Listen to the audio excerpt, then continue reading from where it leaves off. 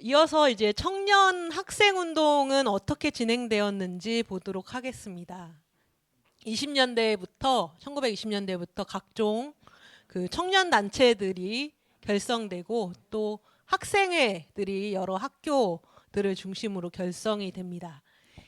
이런 게 가능했던 것은 3.1 운동이 있었기 때문이었습니다. 3.1 운동 때 많은 국민들이 그런 독립의식을 일깨울 수 있었고 또 민족의식을 고취할 수 있었기 때문에 이런 청년운동과 학생운동이 성장하는 데 중요한 계기가 됐습니다. 그래서 대중의 이런 역량이 이제 강화가 되면서 뭐 민족주의 사상, 사회주의 사상 할 것 없이 각 계열의 여러 그 청년운동, 학생운동이 조직적으로 전개가 되게 됩니다. 그래서 청년 운동을 먼저 말씀드리면 청년단체의 경우에는 초기에는 이제 각 지역의 유지들, 유력자들, 명망가들 이런 분들이 만든 이제 단체가 많았고 그래서 조금 더 이제 소극적인 단계에서 우리 청년들이 계몽을 하자, 교육을 하자, 뭐 인격 수양을 하자 이런 방식으로 청년 운동을 펼칩니다. 아직까지는 좀 낮은 단계 이제 청년 운동인데요. 1920년대 중반 이후에 뭐 사회주의 사상의 영향도 있었지만 여러 이제 조직들이 생겨나면서 특히 1924년에 전국적인 조직인 조선 청년 총동맹이라는 것이 결성되면서 전국의 청년 단체가 결집을 하게 됩니다. 여기에는 사회주의 계열뿐만 아니라 전국적인 그 청년단체가 결집했다, 결성되었다라고 보시면 되겠습니다. 그리고 학생운동은 학교별로 초기에는 이루어지는데요. 학교에 독서회 같은 것을 만듭니다. 겉으로는 이제 책을 읽는 모임인데 실제로는 그 독립운동과 관련돼서 여러 공부를 한다든지 하는 공부방이었던 것이죠. 그래서 20년대 중반부터는 이것이 더 발달해서 계몽운동을 중심으로 하는 조선학생회라는 것이 생기고 또 조선학생과학연구회라는 것이 생기게 됩니다. 특히 이제 조선학생과학연구회라는 단체를 뒤에 가서 또 만나실 텐데요. 이 단체는 앞서 말씀드리면은 나중에 60만세 운동에 그 주도적으로 참여하는 단체입니다. 조선학생과학연구회라고 해서 학생들이 60만세 운동 그 마지막 황제인 순종 황제가 돌아가셨을 때 일어났던 장례일에 일어났던 60만세 운동 때 이 조선학생과학연구회 학생들이 이제 많이 만세 운동을 벌이게 됩니다. 그리고 1929년에 광주학생 운동도 크게 일어나는데요. 이것도 뒤에서 조금 더 언급드릴 텐데 광주학생운동과 60만세 운동 그리고 1919년 3.1 운동 세 가지를 그 일제강점기 3대 대표적인 독립운동이라고 일컫습니다. 특히 광주학생운동은 60만세 운동은 주로 서울을 중심으로 전개가 됐고요. 광주학생운동은 처음에 광주 나주 지역에서 출발을 해서 서울까지 전국적으로 퍼지게 됩니다. 그래서 3.1 운동 이후에 가장 큰 독립운동이라고 하면 광주학생운동을 꼽을 수 있을 정도인데 이것이 학생들에 의해서 학생단체들에 의해서 조직되고 전개되었다는 점이 주목할 만합니다. 학생들은 어떤 식으로 이제 저항을 했냐면 학교에 나가는 것을 거부하는 동맹 휴학 또는 동맹 휴교라고 합니다. 이런 방식으로 자기 학생들이 요구하는 것을 관철하고자 했습니다. 학생들이 요구하는 것은 이제 이런 부분입니다. 교육 환경, 교육 과정, 훈육 등이 되게 문제가 많다. 교육 문제가 많다. 특히 절반 이상의 교사의 자질을 원인으로 삼습니다. 그러니까 쉽게 말씀드리면 일본인 교사가 아주 폭력적으로 교육을 한다든지 아니면은 뭐 체벌을 상당히 민족적 모멸감을 느끼게 한다든지 뭐 교과 과정, 교육 과정도 뭐 조선어를 제대로 가르치지 않고 일본어를 가르치거나 일본 역사를 가르치거나 어떤 일본과 관련된 그런 학문을 가르치는 데 치중되어 있다든지 훈육 방식이 심각하게 이제 민족 차별적이라든지 이런 부문들, 민족 차별적 폭언, 자의적인 폭행, 뭐 교사들의 비리, 횡령 이런 것들을 문제 삼으면서 3.1운동 이후 동맹 휴학이 광범위하게 늘어납니다. 학교를 등교하는 것을 거부하는 것입니다. 동맹 휴학은. 그래서 일정 기간 동안 학생들이 합심해서 학교에 가지 말자 이런 방식으로 요구를 관철하고자 집단 행동을 하는 이게 일제시기 항일 운동, 학생 운동의 중요한 형태였습니다. 그리고 이제 이런 동맹 휴학뿐만 아니라 20년대 중반부터는 각종 이제 단체 뭐 또 강자, 강습회 이런 것들을 조직하고 만들어서 이제 민족 의식, 계급 의식을 고취하는 독립 의식을 고취하는 이제 운동들을 벌여갑니다. 60만세 운동을 먼저 조금 자세하게 설명드리면 1926년에 6월 10일에 일어난 만세 운동입니다. 바로 내년도입니다. 내년도가 60만세 운동 100주년이 되는 해여서 저는 사실은 앞서 그 강의하셨던 박찬승 교수님과 함께 60만세 운동 기념사업회 사업을 같이 하고 있는데요.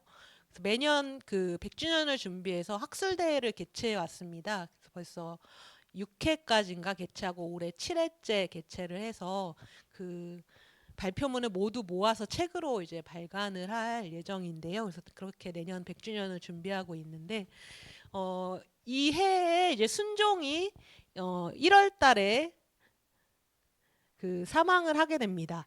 4월 달에 사망을 하게 됩니다.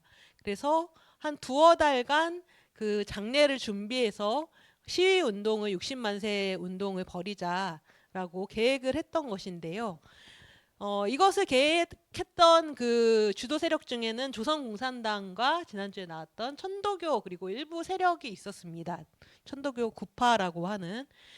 그래서 민족주의 계열과 사회주의 계열 할 것 없이 함께 이 만세 운동을 준비하고 있었는데 이것이 이제 거사 직전에 탄로가 납니다. 그래서 경찰들에 의해서 이 간부진들이 다 싹 잡혀가는 사태가 일어납니다. 그래도 순종의 장례는 계획대로 치르게 되고요.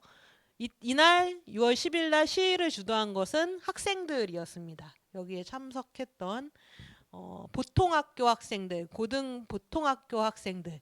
제가 저번에 살짝 말씀드렸는데 보통학교는 이제 지금으로 치면 국민학교 초등학교이고요. 그다음에 고등 보통학교는 지금으로 치면 중학교 정도에 해당됩니다. 이 학생들이 나서서 이 초반부터 아까 나왔던 조선학생과학연구회 회원들을 비롯해서 이제 여러 학교의 학생들이 시위를 주도를 합니다.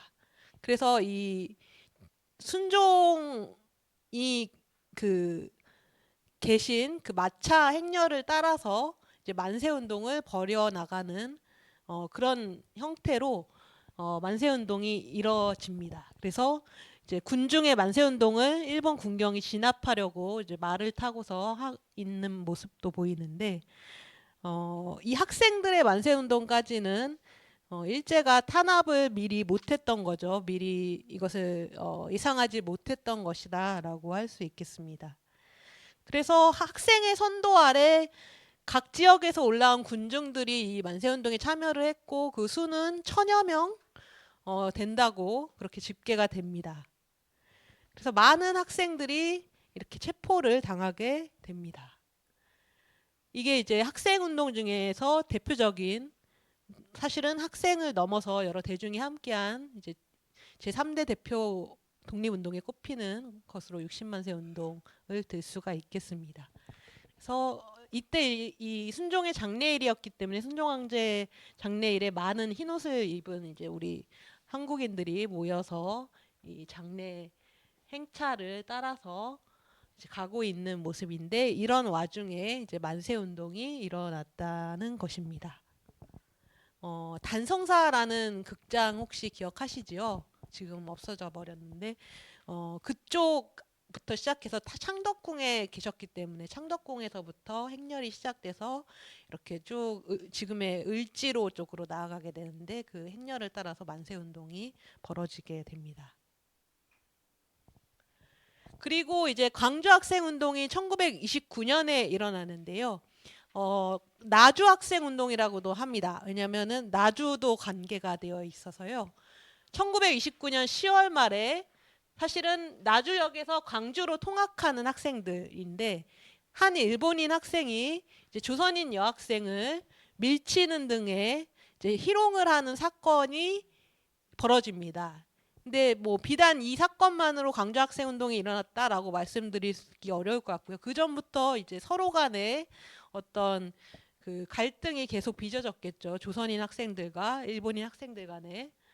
이것이 이제 이 사건을 계기로 촉발이 돼서 11월 3일에 크게 광주에서 일본인 학생과 조선인 학생이 집단적으로 격투를 벌이는 일이 발생을 합니다. 근데 경찰은 조선인 학생들만 체포를 합니다. 그리고 이들만 검사국으로 송치를 해서 이제 많은 국민들의 공분을 일으키게 됩니다. 그리고 이 사건이 있기 전부터 사실은 20년대부터 광주를 중심으로 해서 전라남도 지역에서 각 학교에 비밀 학생 모임이나 독서회 모임 뭐 이런 것들이 많이 있었습니다. 그래서 거기서 이제 독립운동과 관련된 공부를 한다든지 하는 이제 그런 모임들이 사실은 존재를 했었고 그런 모임들에 참여했던 학생들이 이 광주 학생 운동을 계기로 해서 이제 이 광주 학생 운동에 대대적으로 참여하면서 시위를 벌이게 됩니다. 그래서 시위를 벌이면서 조선인 본위의 교육제도를 확립하라, 식민지 노예 교육제도를 철폐하라 이런 주장들을 하면서 학생들을 석방시켜라라고 하면서 이제 학생 운동을 벌이는데 학생 항일 운동이라고 할 수 있겠고요. 이것이 이제 그 전라남도 지역을 에서만 국한되지 않고 전국적으로 확대가 돼서 서울까지도 이어져서 11월까지 이제 서울까지도 이 학생 항일 운동이 계속되게 됩니다. 그래서 11월 3일이 이날을 이렇게 격투를 벌인 날을 기념해서 지금 이 달력을 보시면은 학생 독립운동 기념일이라고 지정이 되어 있고요. 이것도 개인적으로 그 제가 박찬 선생님하고 또 준비를 하고 있는 나주에 이제 의뢰가 있어서 나주에서도 이 학생 운동을 크게 기리려고 하거든요. 그래서 29년이면 이제 4년 후면 100주년이기 때문에 그래서 뭐 학술대회도 벌이고 나주 광주 학생 운동을 정리하는 책도 쓰고 그다음에 그 관련자들 구술 인터뷰도 하고 뭐 그런 자료집 옛날 기록들 모아서 번역 일본어면 번역해서 자료집도 내고 하는 그런 사업을 작년부터 준비를 사실 하고 있습니다. 그래서 29년까지 계속해서 준비를 해나갈 예정입니다. 이 광주 학생 운동도 이제 3대 대표적인 독립운동 중에 하나로 손꼽힙니다. 이게 당시 이제 광주의 모습이고요. 동아일보에 뭐라고 했냐면 학생 충돌로 물끓 듯하는 광주의 모습. 여기는 구경하는 이제 사람들이고 이쪽쯤에 이제 학생들이 막 충돌해서 싸우고 있는 모습이라고 보시면 됩니다. 광주 학생 운동 이후에 이제 전국적으로 학생 항일 운동이 일어났다는 것이고요. 요구 사항은 더욱 그 높은 단계로 발전해서 일본 제국주의를 타도하라. 그러니까 우리가 독립하자, 민족 해방 만세 등을 구호로 이렇게 학생 시위나 동맹 휴학이 이어지게 됩니다. 이때 이제 참여한 학교 수가 무려 320개교 정도 됐다고 하고요. 학생 수로 하면은 5만 4천여 명 정도였다고 하니까 상당히 이제 큰 규모로 3.1운동 이후 가장 큰 규모로 이제 이 항일 운동이 일어났다라고 할 수가 있습니다. 그런데 이제 30년대 이후에는 그 신간회가 지난주에 배우신 신간회가 이렇게 발전적으로 해소되고 더 나은 단체를 만들자고 했는데 새로운 단체를 못 만들었다고 말씀드렸었는데요. 30년대 이후에는 이제 합법적으로 어떤 사회운동을 벌이는 것 자체가 어려웠기 때문에 청년운동이나 학생운동도 같이 이제 침체기를 맞게 됩니다. 그리고 무엇보다도 30년대 이후에는 이제 준 전시체제에 들어가기 전 단계에 그 한국인에 대한 탄압을 강화했기 때문에 뭐 청년운동이든 학생운동이든 이제 비밀 결사를 만들어서 이렇게 활동하는 식의 방법으로 지하화 될 수밖에 없었습니다. 조선 청년 총동맹이라는 단체도 없어지게 되고요. 그리고 학생운동도 이제 사상 공부를 하고 뭐 이런 운동가를 배출하고 하는 이제 비밀 결사를 조직하는 이제 그런 데 주력을 하거나 아니면은 이제 학생들이 농민운동이나 노동운동에 투신을 해서 거기에 함께 참여하는 이제 이런 방식으로 전환이 되기도 합니다. 그리고 1937년 중일전쟁 이후에는 이제 계속 거듭 말씀드린 것처럼 인적인 동원, 사람들을 강제로 동원해 가고 여러 물자들도 동원해 가는 가운데 이제 청년 학생들을 주요 동원 대상으로 삼죠. 그래서 아까 보신 것처럼 노동자, 군수 산업을 만드는데 노동력으로 동원해 간다든지 아니면은 이제 농장, 공장, 공사장, 광산, 비행장 등 이런 각 곳에 이제 노동자로 동원을 해갑니다.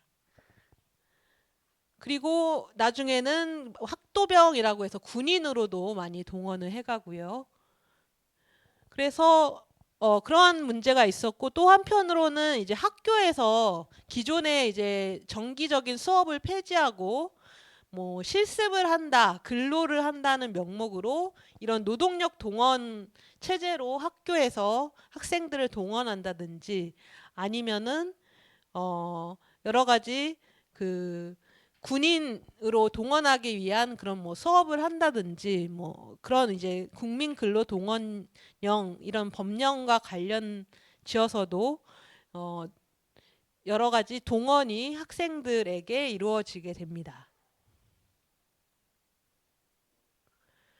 특히 이제 군인으로 동원하는 것은 이제 이런 수순을 밟습니다. 처음엔 38년에는 지원을 받습니다. 육군 특별 지원병이라는 법령을 공포해서 지원한 이들만 이제 군인으로 데리고 갑니다. 그런데 1943년에는 육군 특별 지원병 임시채용 규칙 그리고 학도 지원병이라고 해서 특히 이제 대학 전문학교 재학 학생들을 전쟁에 많이 동원을 합니다.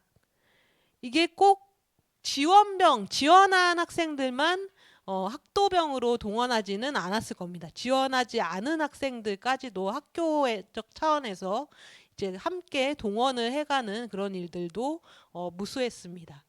특히 이제 44년부터는 완전히 징병제를 시행을 해서 특히 청년들을 중심으로 해서 많은 사람들을 군인으로 징병해 갑니다. 그러니까 이 전시 동원이 더욱 심각해졌겠죠. 44년에는. 그래서 이런 이제 군인들 징병을 위해서 잘 아시는 그 창씨개명 같은 것도 30년대 말부터 이루어진 까닭이 이제 군인으로 갔을 때 조선인과 일본인이 구별되면 안 되거든요. 이제 전쟁터는 급박한 현장이기 때문에 이름으로 조선인과 일본인이 구별되지 않게 하기 위해서 다 창씨를 시킨 것입니다. 그래서 대부분의 90% 이상이 이렇게 창씨를 하게 되는데요. 뭐 어쩔 수 없는 그들의 사정이 있었지만 여하튼 이제 가장 큰 목적이 이 군인으로 동원하는데 유용하게 하기 위해서 창씨를 했다고들 그렇게 전합니다. 그래서 청년 학생에 대한 인적 동원이 이렇게 강화되면서 이것에 대한 저항도 역시 이루어지게 됩니다. 근데 쉽지는 않았습니다. 너무나 이제 더 엄혹해진 시절이어서 학도 지원병에 반대해서 학교를 안 가거나 아예 자퇴를 해버리거나 뭐 징병을 거부해서 도주하거나 그 이후에 무장투쟁까지 준비하거나 뭐 이런 이제 모습을 보이기는 합니다. 그리고 청년 학생들이 뭐 광산 공장 이런 데로 이제 노동자로 동원된 학생들이 비밀리에 무장봉기 같은 것을 준비하기도 하지만 여의치는 않았던 것으로 보이고요. 징병이나 징용, 학병으로 동원되는 것을 거부하는 학생들이 결합해서 이제 비밀리에 이런 무장 봉기를 준비하지만 이것도 역시 가시적으로 눈에 띄게 드러나지는 않습니다. 일제 말기에는 워낙 탄압이 심했기 때문입니다. 다음으로 이제 여성운동으로 넘어가서 보시겠는데요. 여성들의 계몽운동, 3.1운동 참여부터 보시면 이제 조금 더 거슬러 올라가서 이제 구한말 대한제국기 그 무렵부터 이제 말씀을 드리면 교육이 이제 중요하다. 아직 식민지가 되기 전입니다. 그래서 교육을 강화하고 그것이 곧 국력 강화이다라고 하면서 그동안 이제 소외되어 왔던 여성들의 교육을 강조하는 움직임이 거세집니다. 여성 교육이 필요하다라는 인식이 확대되고 1900년대만 해도 이제 여성 교육 운동 자체가 나라를 이제 구원하는 운동이다, 구국 운동이다라고 해서 전국에 많은 여학교를 설립해서 졸업자들을 배출을 했습니다. 대부분 이제 신식 교육을 받은 학생들이었고요. 이 여학생들은 나중에 신여성이라고 불리면서 사회적으로 주목을 받기도 합니다. 그리고 유학을 간 여학생들도 있었다고 하고요. 그래서 이런 신여성들은 이 교육을 받은 여성들은 그동안에 이제 어떤 가부장적인 또는 봉건적인 억압, 뭐 구태의연한 풍습 또 이런 것을 비판하면서 여성의 권리, 인권을 주장하고 여성도 교육을 받을 권리가 있음을 주장하고 또 그 20년대, 30년대 들어가면 자유연애, 결혼 풍조 이런 것들도 유행을 하기도 합니다. 그리고 20년대에 들어서 이제 문화통치가 실시되면서 여러 신문 잡지가 나왔다고 말씀드렸었는데 여성과 관련된 그런 그 출판 언론들도 있었습니다.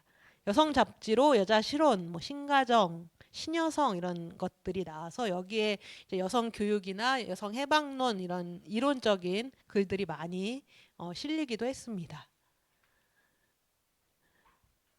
3.1운동은 역시 그 모든 사회운동의 어떤 계기라고 할 수가 있는데요. 여성운동에 있어서도 다르지 않았습니다. 그래서 전국적인 여성운동이 일어날 수 있는 시작이 됐다. 왜냐하면 3.1운동 자체에 많은 여성들이 또한 참여했기 때문입니다. 그래서 그 여성들 역시 민족의식을 고취하면서 이제 독립해야 된다는 그 의식을 스스로 일깨우면서 이후에 이제 여성운동을 주도해 갑니다.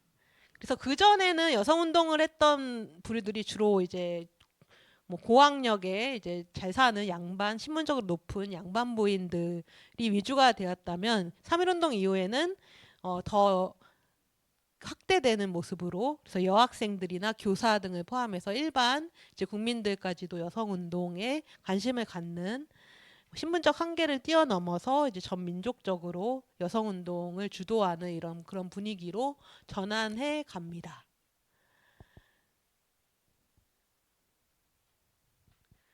3.1운동 때 이제 만세 시위를 준비하거나 뭐 거리에서 시위를 하거나 감옥에서 투쟁하거나 이런 주체로서의 여성 모습을 독립운동의 주체로서의 여성의 모습을 이미 그 확인했기 때문에 예컨대 이제 유관순 있지 않습니까? 유관순 대표적으로 이화학당에 다니면서 서울에서 만세운동에 참여를 했었고 고향인 이제 천안으로 내려와 가지고 부모님과 함께 그 병천 장날에 그 아우네 장터 장날에 거리에서 이제 시위를 하다가 체포돼서 그 다음에 이제 감옥에서 순국을 하시게 되는데요. 감옥에서도 1920년 3월 1일에 투쟁을 벌인 것으로 이렇게 알려져 있고 관련된 영화도 있는데요.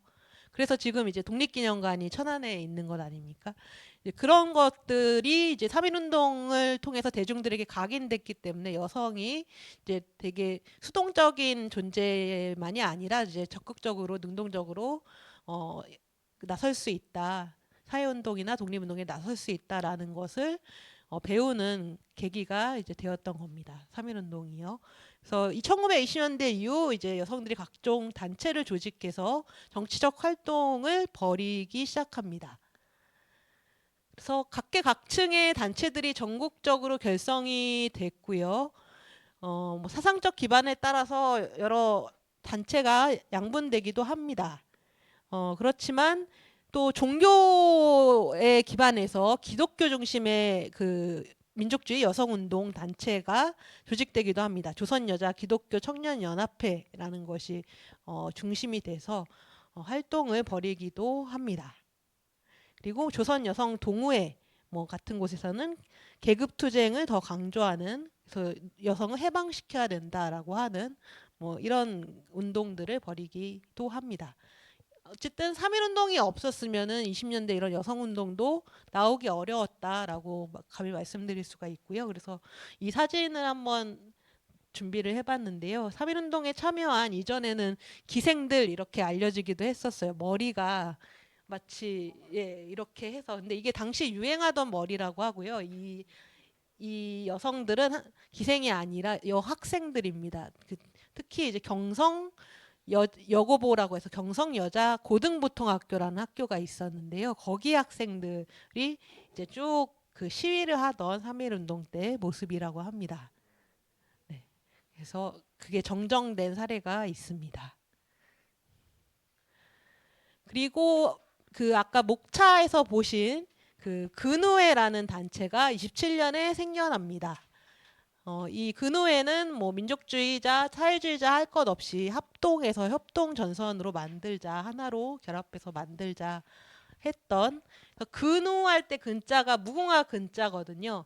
그리고 우는 뭐 버두니까 무궁화 자매 한국어로 하면 그런 뜻이 될 것입니다. 그래서 전국적으로 이제 여성들이 결합한 단일 협동 전선으로 우리나라 최초의 이제 전국적인 여성 조직이다라고 할 수가 있습니다. 여기에는 상당히 다양한 그 계층의 여성들이 참여를 합니다. 뭐 배운 지식인들 중에는 일본 유학생, 그리고 종교단체, 기독교 등의 활동가, 교육 종사자, 뭐 이런 지식인들은 물론 이제 노동자, 뭐 간호사, 이런 다양한 배경을 가진 사람들이 근우회에 참여를 합니다.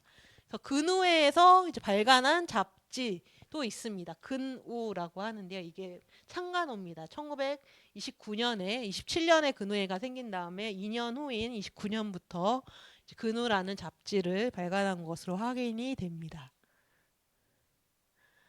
그래서 어떤 근우회가 활동을 하냐면 여성운동을 이제 주로 벌였던 것인데요. 여성에 대한 어떤 일체의 차별을 철폐해라.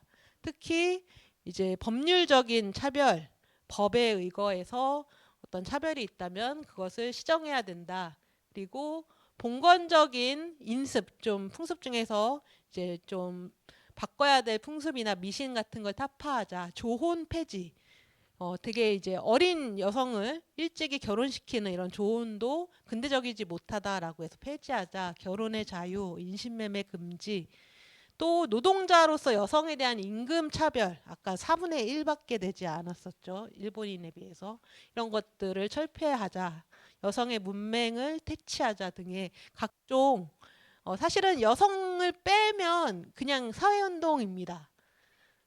일체의 차별을 철폐하고, 네, 봉건적인 인습, 미신을 타파하고, 조언도 폐지하고, 결혼의 자유, 임금 차별 철폐, 문맹 퇴치. 여성만 빼면 그냥 일반적인 사회 운동인 것입니다. 근데 여성을 특히 또 이렇게 차별해서는 안 된다, 사회적으로 하는 이제 각종 운동을 벌이게 됩니다. 그래서 순회 강연회를 한다든지 토론회, 부인 강좌, 야학 같은 것들을 만들어 가지고 이러한 내용의 교육을 하는 활동을 하거나, 아까 그 기간지인 잡지 근우 같은 것을 발행하고 여성과 단결이라는 리플렛도 발행한 것으로 확인되는데, 그런 것을 통해서 이런 목소리를 냅니다. 그래서 여성에 대한 교육, 복지, 뭐 정치적 자유, 사회적 자유, 이런 문제를 논의하는 논의의 장을 많이 갔습니다. 이 근우회 역시 신간회처럼 국내에만 있었던 것이 아니고요. 일본의 도쿄, 오사카, 교토를 포함해서 총 69개의 지회가 있었다고 하고, 회원수가 31년 현재 6천여 명이나 되었다고 하니까 상당수가 여기에 참여했음을 볼 수가 있습니다. 그런데 이제 30년 초가 되면서 이때가 이제 31년 만주사변이 일어나고 이제 점점 더 엄혹해지는 시기로 들어가면서 이 경성에서 여학생 만세 시위가 30년 초에 있었는데 뭐 이것을 계기로 해서 주요 근호 간부들을 이제 경찰이 보안법 위반으로 구속을 하면서 근호회의 동력을 잃어가게 됩니다.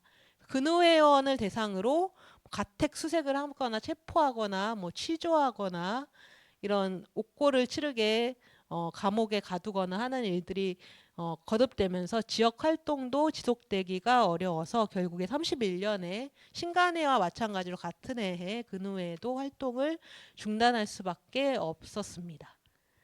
그래서 이 근후에 해산 이후에 30년대 여성운동은 특별히 이제 주목할 만한 운동이 벌어지기 어려웠습니다. 30년대 사회운동 자체가 아까 말씀드린 것처럼 비밀 결사 지하화되기 때문에 그래서 뭐 주로 이제 노동운동의 차원에서 여성에 대한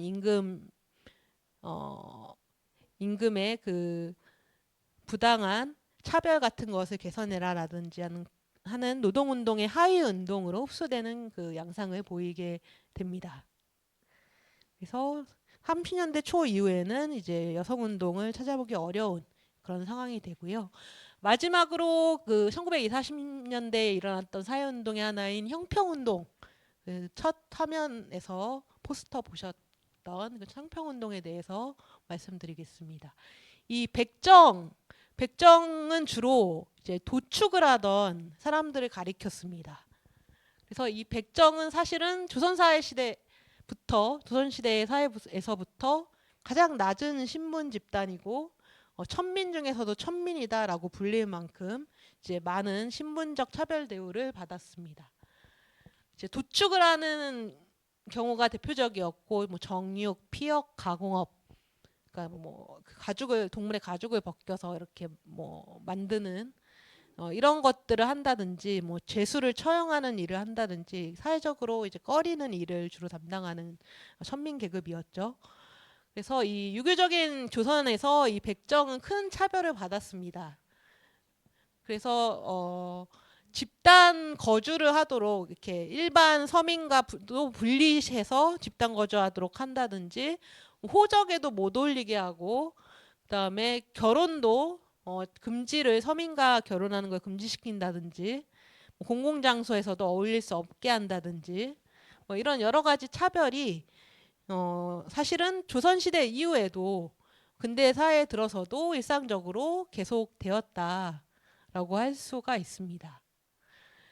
물론 이제 1894년 갑오개혁을 통해서 노비가 해방되고 신분제가 사라졌지만 그래서 법적으로는 백정이 신분제의 굴레에서 해방이 됐지만 그럼에도 아까 말씀드린 것처럼 일상적으로는 계속해서 그런 편견과 차별이 지속됐다. 그래서 여전히 호적 기록 같은 것도 백정은 일반인과 별도로 작성했음을 기록에서 확인할 수가 있습니다. 그래서 거기 호적 기록에다가 도환 이렇게 적었다고 하는데요. 이제 도환이 도축하는 그 백정을 가리킵니다. 이 김중문이라는 어떤 화가가 그린 그림인데 이 사람은 53년에 태어나서 언제 죽었는지는 미상이지만 보통 뭐 한 60대까지 살았다라고 하면 1900년대 초까지 1910년대까지 살았을 인물이면은 이제 갑오개혁도 다 겪었을 만한 인물인데 도안해가지고 개를 끌고 가는 모습을 그렸습니다. 그러니까 이 도축을 하던 이 천민들이 이제 뭐 사람이 아니라 그 저기 소나 돼지나 뭐 개도 막 도축을 하고 했던 것을 이제 그려놓은 건데 이런 그림을 통해서도 아직까지 이 천민 계급을 백정 계급을 또 구별했던 어떤 의식 같은 것을 이 그림을 통해서도 읽을 수 있지 않은가 싶고요. 뭐 붉은 점을 표기해서 이제 호적에 백정을 실어서 일반인과 그 신분을 구분시킨다거나 더 나아가서 백정 자녀는 학교 입학을 하기도 어려웠다든지 입학을 해서도 차별을 받는다든지 하는 일들이 그래서 학업을 지속할 수 없을 정도로 이제 그런 차별 대우가 많았던 것이 다반사였습니다. 그래서 이렇게 참고 참던 백정들이 20년대에 들어서 터지게 됩니다. 그래서 1923년 경남 진주에서 이 형평운동은 진주라는 곳에서 시작이 됐습니다. 그래서 그곳에서 형평사가 처음으로 조직이 되고요. 그래서 이 도축을 하는 백정을 비롯한 이 천민에 대한 차별과 멸시를 없애고 인권을 존중하라, 그 평등을 주장하면서 이 형평은 저울을 가리킵니다. 저울을 가리키는 말이기도 합니다. 형평이라는 것이요. 그래서 지금 저울을 들고 있는 건데요. 그래서 인간의 평등, 존엄성 이런 보편적 가치를 추구하면서 이제 모욕적인 칭호를 폐지해라, 계급적인 차별을 타파해라, 또 교육 문제라든지 이런 것을 요구하면서 형평운동을 벌여나가게 됩니다. 전통사회의 그 나쁜 풍습을 폐습을 폐지하기 위해서, 또 백정에 대한 차별, 모욕에 저항하기 위해서 인권운동을 벌였다라고 할 수 있겠습니다. 앞서서도 이제 포스터들을 보셨는데 일본에 있는 인권박물관에도 조선 형평운동 포스터가 전시되어 있다고 합니다. 그래서 이것도 찾아봤는데요. 네. 여기도 똑같이 쓰여 있습니다. 전조선 형평사 아까 7회까지 있었는데 8회네요. 제 8회 정기대회 모여라 형평사 총본부 기치 하에로, 총본부 깃발 아래로, 이런 뜻이죠. 그래서 이렇게 정기대회를 계속해서 열었던, 그래서 이것이 이제 경남 진주의 운동에 국한되지 않고 전국적으로 확대되게 됩니다. 특히 이제 백정의 수가 많았던 그 한반도 중부 이남 지역을 중심으로 시작이 돼서 전국 운동으로 확대가 됩니다. 그래서 초기에는 진주를 비롯한 경상남도가 주축이 됐고, 이후에는 전국적으로 백정, 사회운동과 지식인이 결합을 해서 서울에서의 운동으로까지 확산이 됩니다. 근데 그 안에 뭐 갈등과 대립도 있었다고 하고요. 지역 파벌이 나뉘어서요. 그러나 이제 그런 것을 극복하고 활동 방향의 어떤 그 갈등 대립을 극복하고 형평운동 증진이라는 본질적인 목표를 향해서 운동을 계속 활성화해 나갔습니다. 그래서 이 형평사라는 조직을 만들고 거기에 회원으로 가입하게 해서 그 형평사원에 대해서는 특히 사회적 차별을 철폐하라, 그리고 여전히 그 신분적인 차별의식이 있었기 때문에 이 형평사를 또 고깝게 보는, 좋게 보지 않는 일반 서민들도 있었습니다. 그래서 그런 충돌도 갈등도 빚어지고는 했는데, 이제 이런 것들을 철폐하자, 그리고 형평사원들, 형평사의 회원들 스스로 교양과 생활 수준을 향상시키자, 뭐 이런 운동들을 벌이고, 또 일본에도 유사한 단체로 수평사라는 것이 있었는데요. 비슷한 단체입니다. 그런 천민 계급이 차별 대우를 철폐해야 된다는 일본의 신분 해방 운동 단체인 수평사와도 연대해서 이제 활동을 했던 것으로 나타납니다. 그래서 그 결과 아까 호적에 표시했던 뭐 도환이란 글자라든지 붉은 점을 표시했다든지 이런 것이 이제 그 결과 호적에서 공식적으로 삭제가 되게 되고, 학교에서 이제 많이 백정 계급, 뭐 천민 계급이라고 가해왔던 여러 가지 차별들도 철폐가 많이 되게 되고요. 그다음에 뭐 야학 강습소 같은 것이 활성화돼서 많은 형평사 회원이나 자녀들이 이제 교육을 받을 수 있게 됩니다.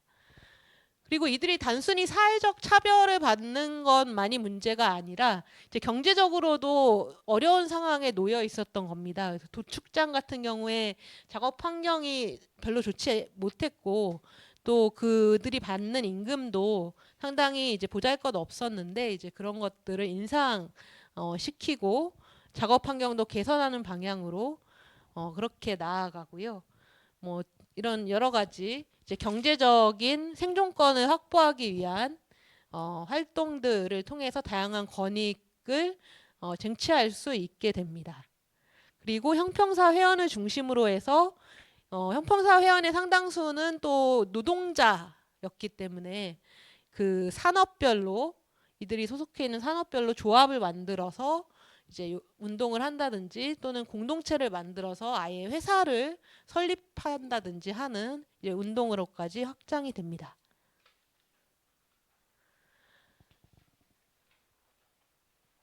형평운동이 있었는데 아까 말씀드린 것처럼 이것을 고깝게 보는 반형평운동도 있었던 것입니다.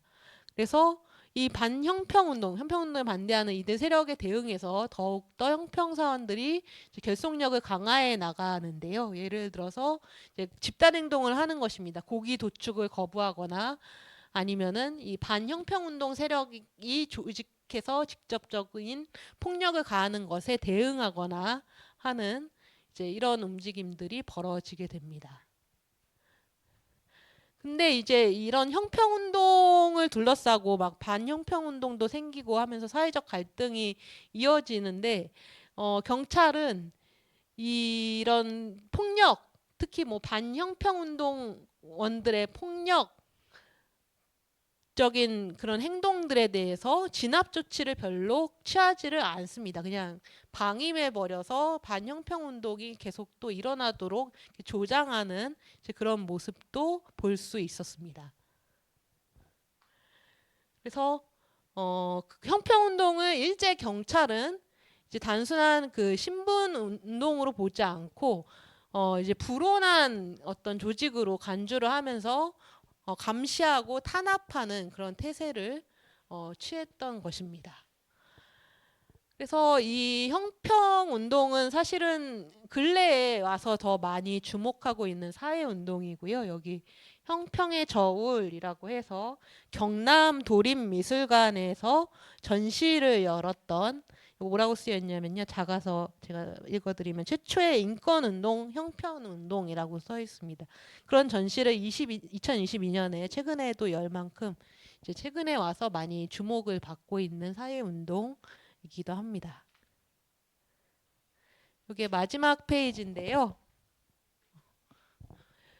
형평운동은 30년대 이후에 이제 갈등을 거듭하다가 이제 31년에 거의 모든 사회운동이 31년에 약간 해소되었다라는 것을 느끼실 겁니다. 신간에도 없어지고 근우에도 없어지고 이제 형평사 역시도 31년에 신분해방, 계급해방을 더 중시해야 된다 뭐 이런 논의 속에서 해소하자라는 논쟁이 시작됐고 결국에 33년에 경찰에 의해서 이 회원들이 많이 주도했던 주도자들이 검거되면서 급격히 퇴조를 하게 됩니다.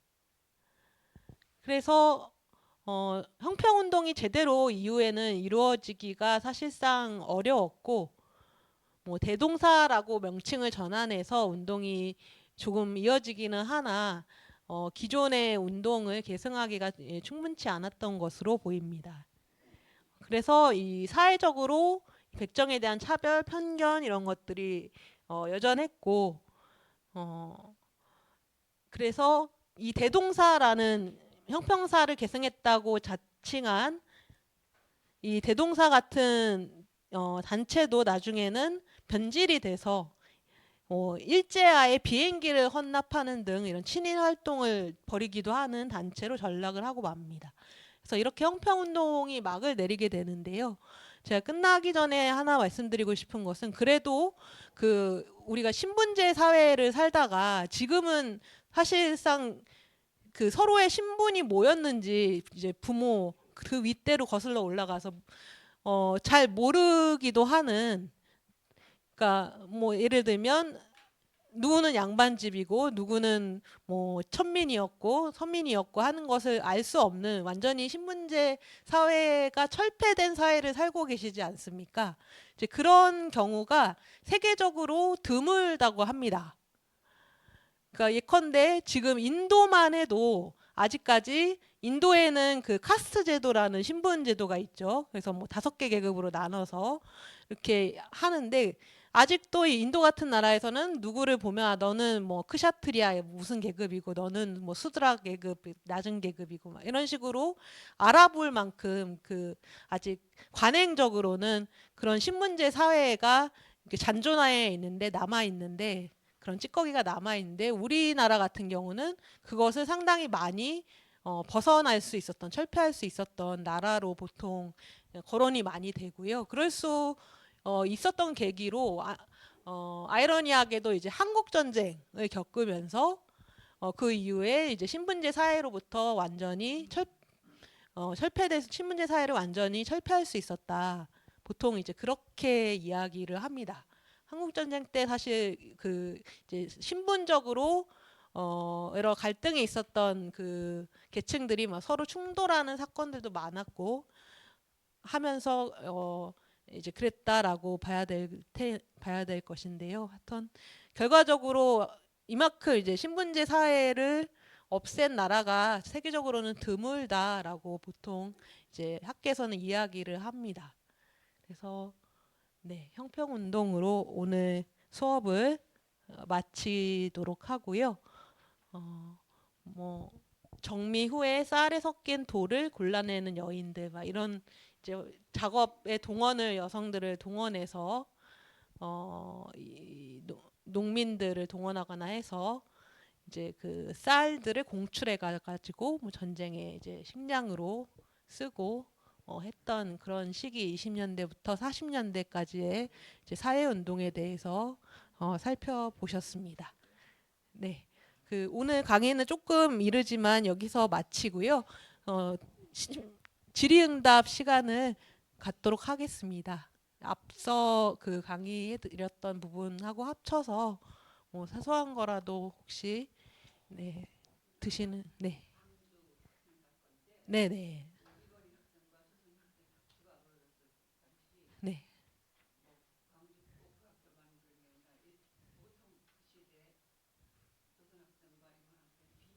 네, 네. 아예 학교가 달랐고요. 아까 말씀드린 보통학교, 고등보통학교라고 명칭되는 학교는 주로 조선인들이 다니던 학교였습니다. 그래서 초등학교, 중등학교에 해당되고요. 일본인들은 소학교, 중학교라고 불렀습니다. 그래서 아예 다른 이제 학교를 다녔는데 아까 그 사건이 일어나지 않습니까? 그 통학 열차에서 일본인 남학생과 여학생 조선인 여학생의 이제 뭐 충돌 사건이 빚어진 건데 그게 이제 사실은 그 같은 집안에 그 박기옥이라는 여성이 있습니다. 그 여성도 이제 독립유공자로 포상이 되셨는데 박기옥이라는 여성이 뭐 소위 많이 들어보셨을 거예요. 뭐 댕기머리를 막 일본인들이 당겼다 이런 이야기가 전해집니다. 그래서 그렇게 막 희롱을 하니까 이제 박준채라는 사촌 동생이 있었어요. 그 친구가 마침 같은 이제 곳에 있다가 화가 나서 그 일본인을 폭행을 한 이제 그런 사건인데 여하튼 이제 그 같은 집안이거든요. 그 나주에 있습니다만 나주에 남파고택이라는 고택이 있는데요. 그 집안이 이제 그 박씨 집안인데 여하튼 그 일본인과 한국인들은 이제 아예 학교도 분리시켜서 그렇게 교육을 시켰습니다. 그래서 당시에는 그 광주 고등보통학교의 학생이었고요. 박준채라는 학생이 그리고 이제 뭐 광주 서학교, 중학교 이런 학생들이 서로 충돌을 하는데 여러 학교의 학생들이 충돌을 하게 됩니다. 네. 일부 학교가 아니라 그래서 그게 아까 제가 조금 뒤로 돌려보겠습니다. 10월 거의 마지막 날 이렇게 충돌이 있었던 거고 11월 3일은 어떤 날이었냐면 사실은 그 일본 천황 이제 일왕이라고 해야 될 텐데요. 일왕의 그 생일이었습니다.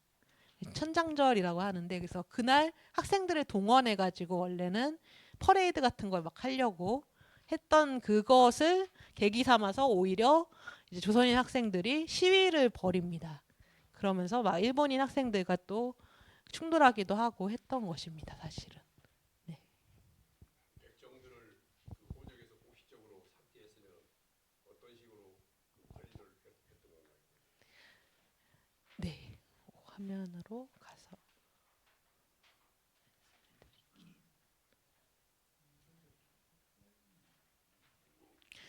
그러니까 별도로 호적을 만들기는 했는데 별도로 이제 호적을 그러니까 양식 같은 것도 좀 달리해서 별도로 작성을 했다는 것이고요. 특히 그 백정이라는 신분을 알아볼 수 있게 이미 신문지 사회가 폐지된 그 시대인데 도 그 백정이라는 것을 알아볼 수 있게 주로 도환이라는 글자를 그 성명 위에다가 적어 놓는다든지 붉은 점을 찍어 놓는다든지 하는 방식으로 호적을 별도로 분리해서 제작을 했다고 합니다.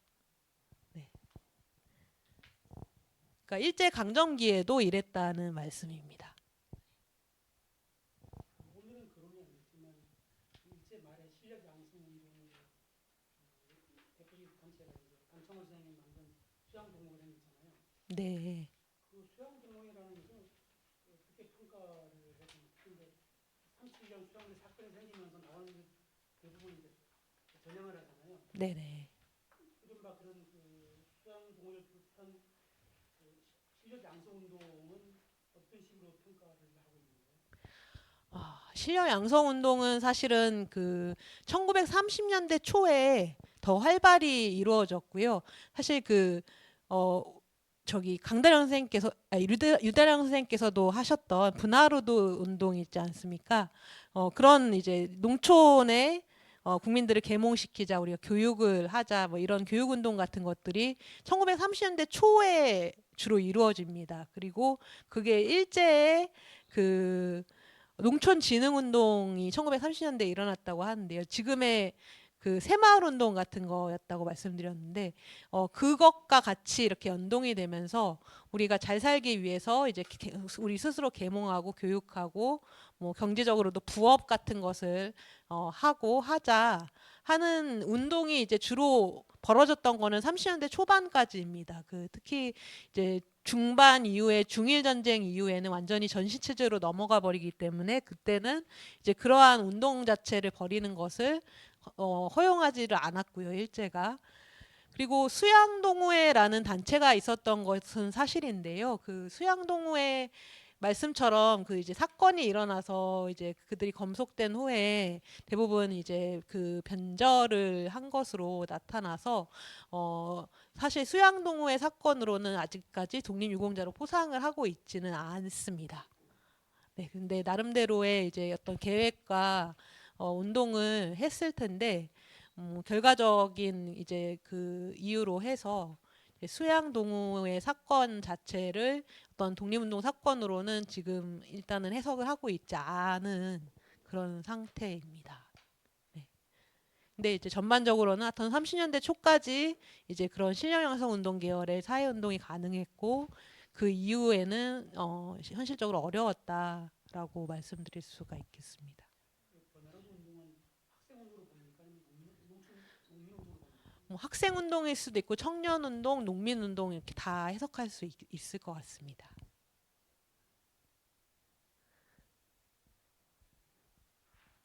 네.